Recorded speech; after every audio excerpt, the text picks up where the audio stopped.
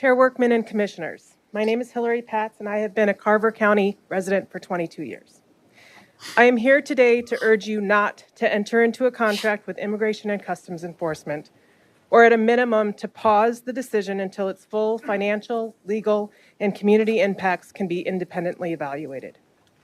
The current federal administration repeatedly claims that ICE is focused on deporting the worst of the worst, people who have committed serious, violent crimes.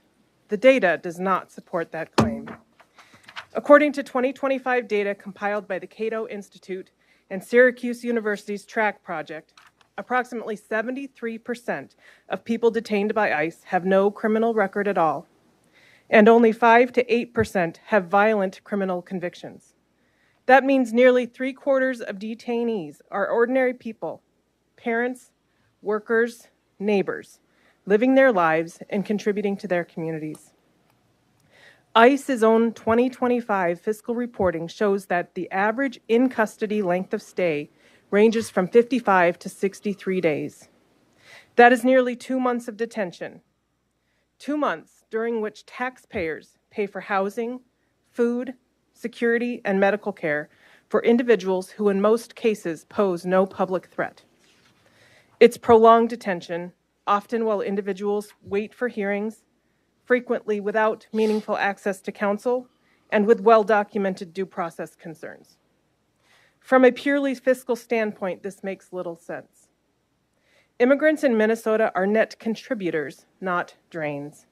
According to the Institute on Taxation and Economic Policy, immigrant communities contributed $222 million in state and local taxes in Minnesota in 2022 alone. These residents pay sales tax, property tax, directly or indirectly through rent, and income taxes. Yet many are explicitly excluded from the very benefits their taxes support, including SNAP, Social Security, Medicare, and Medicaid.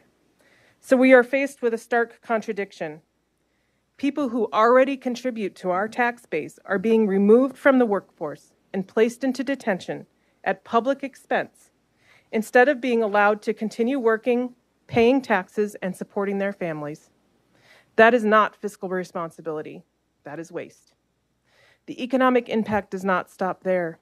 Immigrants own local businesses, staff construction sites, work in food processing, child care, elder care, hospitality, and agriculture. When workers are detained or when entire communities are driven underground by fear, businesses close, projects stall, and labor shortages worsen. The ripple effects damage our local economy, not just immigrant families. Some may argue that ICE will conduct raids and detentions regardless, so Carver County might as well benefit financially. I strongly reject that logic. Carver County should not be complicit in practices that are unjust, unaccountable, and often legally questionable.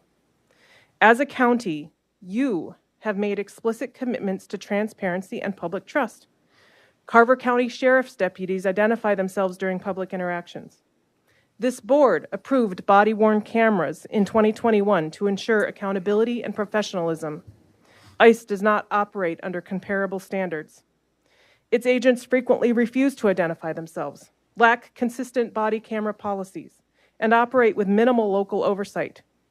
Contracting with ICE would directly undermine the values this county has embraced.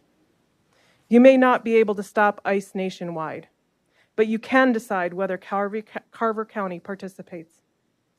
I ask you to live up to your strategic initiatives of taxpayer value and customer service. Do not commit county resources, facilities, or credibility to a program that drains public funds, erodes trust, and harms our local economy. Please reject this contract, or at the very least, table it until an independent auditor can assess the true long-term financial, legal, and reputational risks to Carver County. Thank you for your time and consideration. Thank you.